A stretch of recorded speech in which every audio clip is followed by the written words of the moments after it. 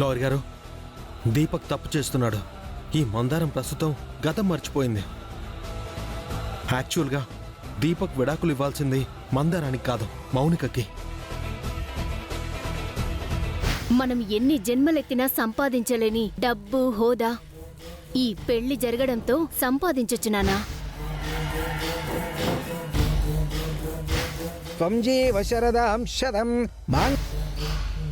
వీడి పేరెంట్స్ స్థానంలో మనిద్దరి పేర్లను చేర్చాలనుకుంటున్నాను. నేను సంతకం పెట్టేశాను, నువ్వు కూడా సంతకం పెట్టేస్తే ఓ పని అయిపోతుంది.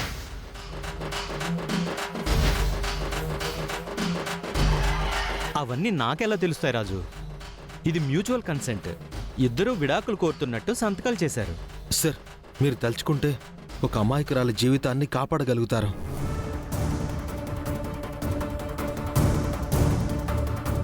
సరే రాజు, నా ప్రయత్నం నేను చేస్తాను. కానీ మీరు ఒక పని చేయాలి. చెప్పండి సార్, మీరేం చెప్పినా చేస్తాను. ఇలాంటి మ్యూచువల్ కన్సెంట్ మీద దీపక్ మరియు మీరు చెప్తున్న ఆ రెండో అమ్మాయి సంతకాలు చేయించి తీసుకొస్తే చాలు. అది నేను చూసుకుంటాను sir. Thank you very much. Okay.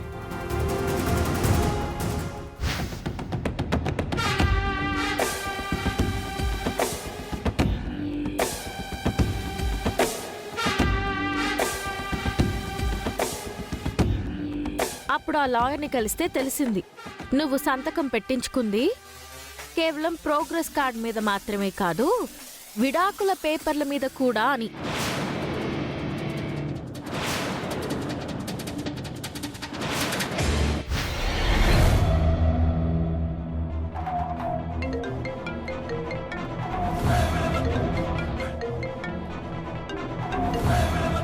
చెప్పు రాజు.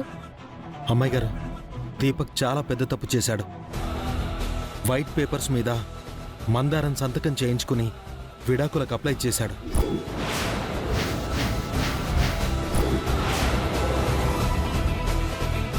ఇప్పుడెలా రాజు?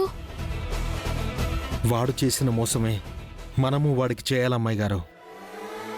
వైట్ పేపర్స్ మీద ఎలాగోలా దీపక్, మౌనికాల దగ్గర సంతకాలు చేయించాలి.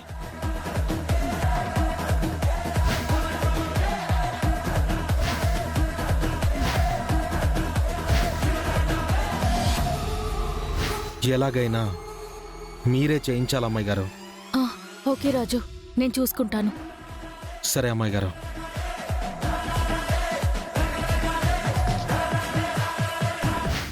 ఇదంతా మీరు ఆడిన నాటకం కాబట్టి మీరు బుర్రలు బద్దలు కొట్టుకునే అవసరం లేదు. ఇప్పుడు మీ బుర్రలో మెదులుతోందంతా మీరు మందారం మీద వేసిన ప్లాన్ మీ మీదకి ఎలా వచ్చిందనే కదా. అవును, అసలు నా సంతకం ఎలా వచ్చింది? ఎవరు చేశారు? చెప్తాను జారు మిఠాయా. మీరు మందారం విషయంలో చేసిన మోసం తెలిసాక ఏం చెయ్యాలా అని ఆలోచిస్తుంటే పాస్పోర్టు, వీసాల కోసం మీరు రెడీ చేసుకున్న డాక్యుమెంట్స్ కనిపించాయి.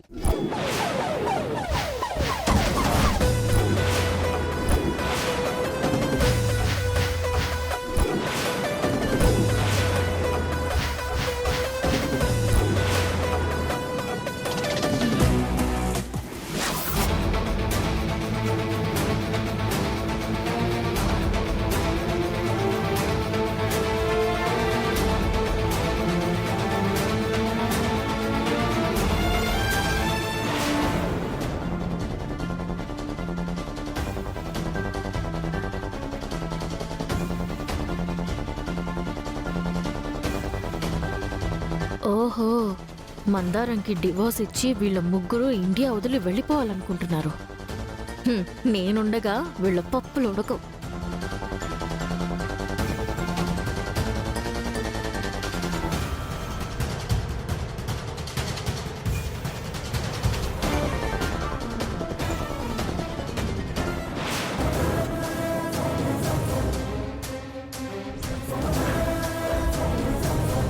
మౌనిక, ఈ వీసా అప్లికేషన్స్ మీద మనం సంతకాలు పెట్టాలి. సరే దీపక్.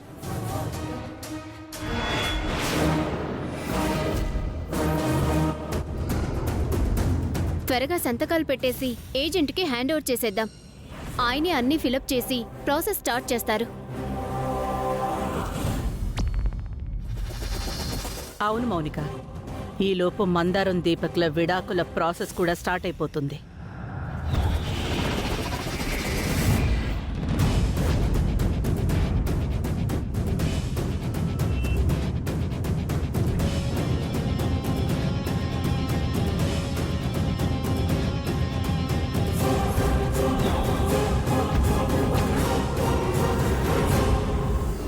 నువ్వు పెట్టు.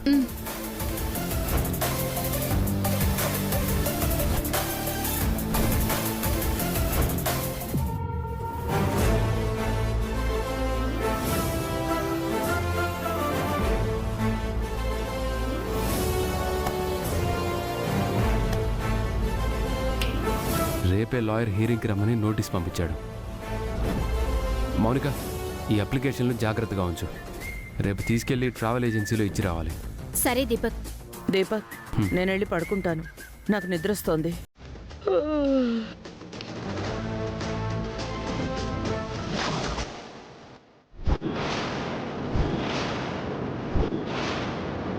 అలా మీరు నిద్రపోయాక మీరు దాచిన డాక్యుమెంట్స్లో ఉన్న విడాకుల పేపర్స్ని తీసుకున్నాను.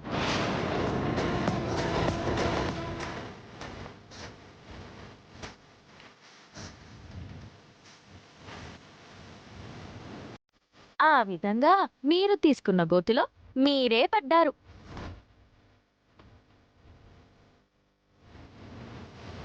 ఇంత మోసం చేస్తావా? ఇప్పుడే మీ నాన్నగారికి చెప్తాను. చెప్పుకో జారుమిఠాయ్, నాకు కావాల్సింది అదే. మీరు మందారం మీద చేసిన కుట్ర మా నాన్నకి నేను చెప్తే ఆయన నమ్మరు, కానీ మీరు చెప్తే నమ్ముతారు. వెళ్ళు, చెప్పు. విన్న వెంటనే చెప్పు తీసుకుని కొడతారు.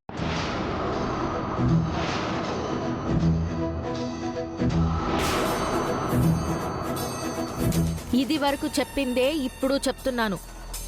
మందారం జోలికి రాకండి. ఎలాగో విడాకులు వస్తున్నాయి కాబట్టి విడాకులు తీసుకుని ఎవరి బతుకు వాళ్ళు బతకండి. కాదు కూడదు అని వెధవేషాలేస్తే ప్రాణాలతో మిగలరు.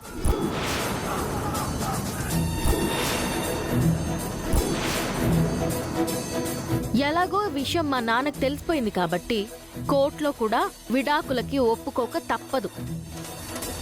మీకు వేరే దారి కూడా లేదు. మీరెన్ని వెధవేషాలేసినా విడాకుల్ని మాత్రం ఎవ్వరూ ఆపలేరు. రేపు కోర్టుకెళ్ళడానికి సిద్ధమవ్వండి. మీకు వేరే ఆప్షన్ లేదు.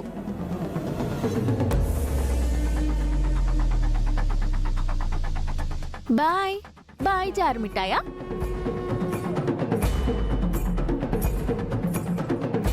అంతా మీరు చేసిందే. హే, అంతా చేసింది రూపే అని చెప్తూనే ఉంది కదా. అవును, అనుమానం కలిగేలా నువ్వు చేయటం వల్లే తను ఇదంతా చేసింది. ఇలా జరుగుతుందని నేను ఏమన్నా కలగన్నానా? ఆపండి. దీని గురించి ఎంత మాట్లాడుకున్నా జరగాల్సింది జరక్క మానదు. కాబట్టి జరగాల్సింది జరగకుండా ఎలా ఆపాలో అది ఆలోచిద్దాం. ఎలా ఆపుదాం మమ్మీ? అప్పటికి లాయర్ కొంచెం టైం తీసుకుందాం అన్నాడు. నేనే అర్జెంటుగా అయిపోవాలని చెప్పాను. చా,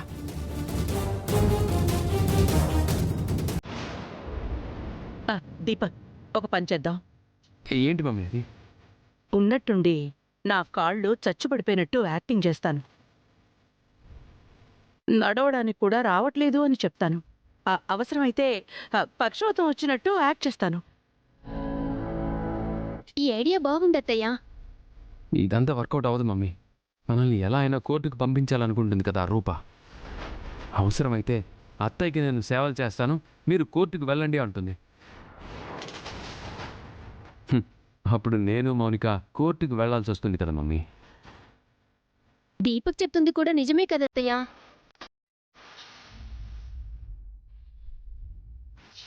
మరి ఏం చేద్దాంరా?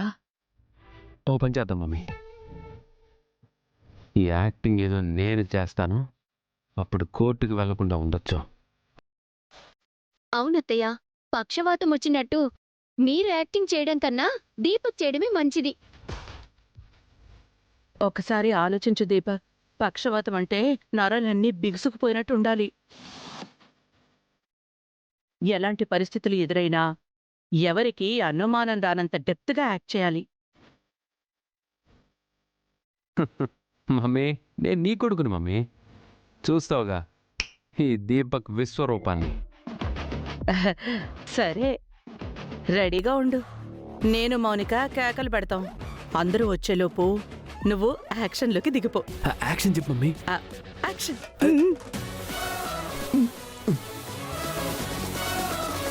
అయ్యో దేవుడా! అయ్యో అయ్యో దీపక్ తమ్ముడు దీపక్ ఏమైంది దీపక్ అయ్యో దీపక్! అయ్యో తమ్ముడు! అయ్యో దీపక్ తమ్ముడు! అయ్యో దీపక్ దీపక్! అయ్యో దీపక్, ఏమైందిరా? ఏం జరిగిందక్క? అయ్యో తమ్ముడు! ఏమండి ఏమైందండి? అరే ఏమండి? ఏమైందక్క?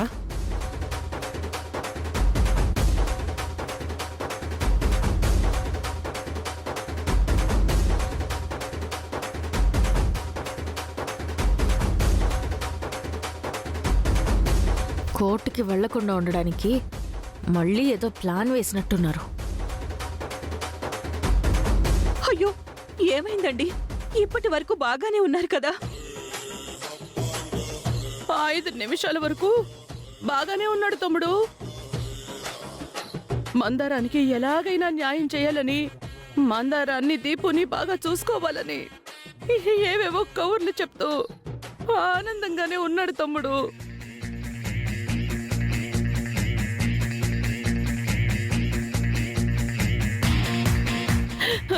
ఇంతలోనే ఏమైందో తెలియదు గాని సడన్ గా ముఖమంతా వంకర తిరిగిపోయింది.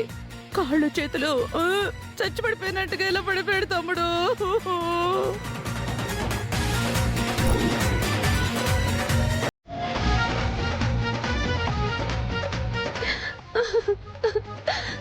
పక్షవాతం వచ్చినట్టుందన్నయ్య.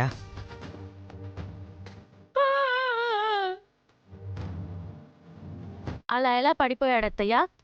దీపక్కి బీపీ లేదు, షుగర్ లేదు, టెన్షన్స్ లేవు. అలా సడన్ గా ఎందుకు పడిపోతాడు?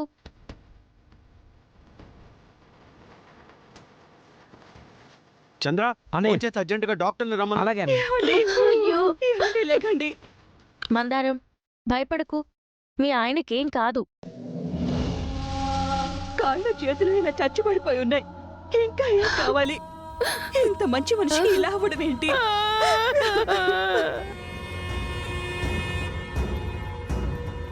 మీ ఆయనకొచ్చిన పక్షవాతం కన్నా మీ ఆయన ఆశయం గొప్పది.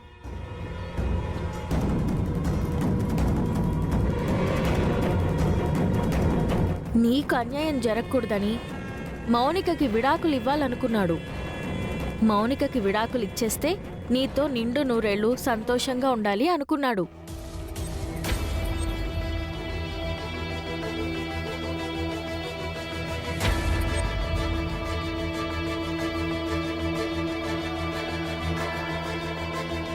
ఆ సంతోషం ఎక్కువయ్యే ఇలా షాక్కి గురయ్యాడు. మీ ఆయన ఆశయం కోసమైనా రేపు కోర్టుకు వెళ్తాడు.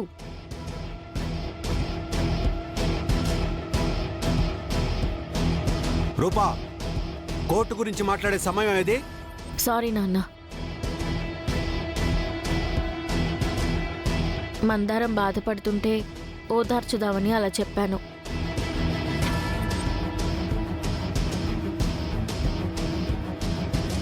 అయ్యో దీపక్, ఏమండి? నీకేమైనా అయితే నేను తట్టుకోలేనురా. రండి డాక్టర్. డాక్టర్ గారు. నమస్తే సార్. నమస్తే. ఏం జరిగింది? ఏం జరిగిందో అర్థం కావట్లేదండి. ఒకసారి చెక్ చేయండి. దీపక్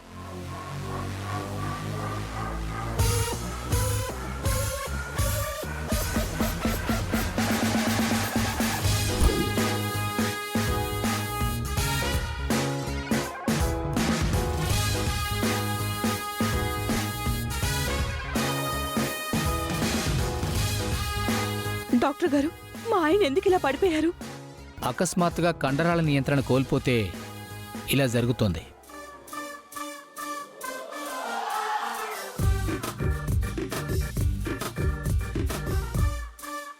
ఏదైనా షాకు గురైనా ఇలా జరిగే ఛాన్సెస్ ఉన్నాయి. ఎంఆర్ఐ, సిటీ స్కాన్లు, ఎక్స్రేలు తీయడం వల్ల నరాల పనితీరును తెలుసుకోవచ్చు.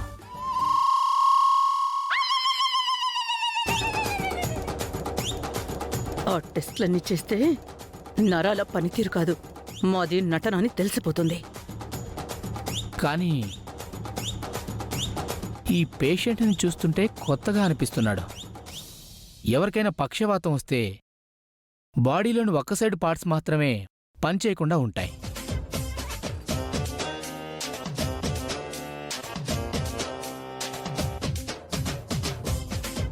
కానీ ఈ పేషెంట్కి కాళ్ళు చేతులు మాత్రం ఒకవైపు పనిచేయట్లేదు, కానీ తల మాత్రం ఆపోజిట్ సైడ్కి ఉంది. ఇలాంటి కేసుని నా ఎక్స్పీరియన్స్లో ఎక్కడా చూడలేదు.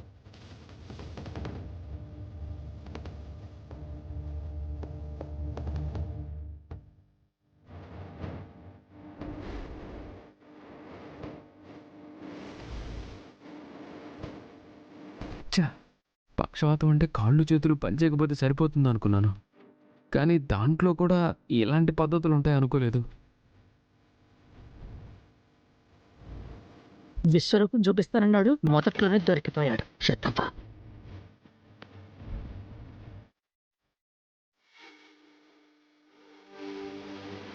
చాలా పవర్ఫుల్ డోస్ ఇస్తున్నాను. దీంతో తగ్గితే తగ్గింది, లేదంటే కష్టం. రికవరీ అవుతుందని నాకైతే అనిపించడం లేదు.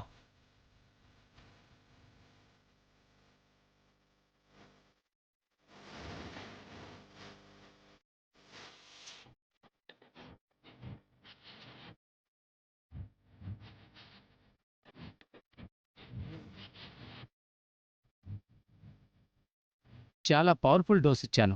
దీంతో తగ్గితే తగ్గింది. అయ్యో అలా అనకండి డాక్టర్ గారు, నా కొడుకు బాగా అవ్వాలి. అందుకోసం మేమేమైనా చేస్తాం. డాక్టర్ గారు, ఆయుర్వేదం ట్రై చేస్తే నయమవుతుందంటారా?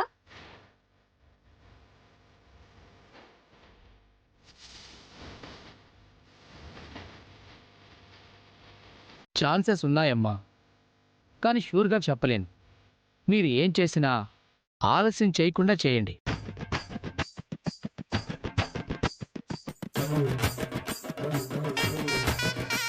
అమ్మో, ఈ రూపం ఏదో చేసేలా ఉంది.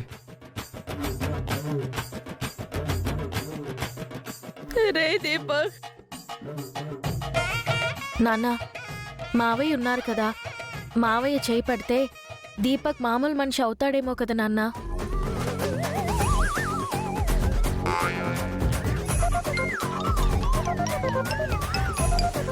అవును బావగారు, అప్పుడు ఒకసారి వదిన గారికి కూడా వింత రోగం వస్తే అన్నయ్య గారే కదా బాగు చేశారు. అయ్యగారు, అయితే ఆయన్ని పిలిపించండి. తమ్ముడు, వద్దు తమ్ముడు, మనం హాస్పిటల్లోనే చూపిద్దాం. ఈ ఆయుర్వేదాలు అవి ఏం వద్దు. అక్క, హాస్పిటల్లో నయమవడం కష్టమని ఇప్పుడే డాక్టర్ గారు చెప్పి వెళ్ళారు కదా. బావగారైతే ఏదో ఒకటి చేసి మన దీపక్ని బాగు చేస్తారనే నమ్మకం ఉందక్క.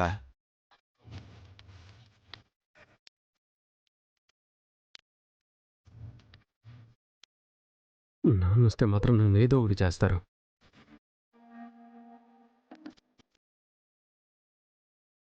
చంద్ర, బావగారు ఎక్కడున్నారో కనుక్కొని అర్జెంటుగా ఇంటికి రమ్మని చెప్పు.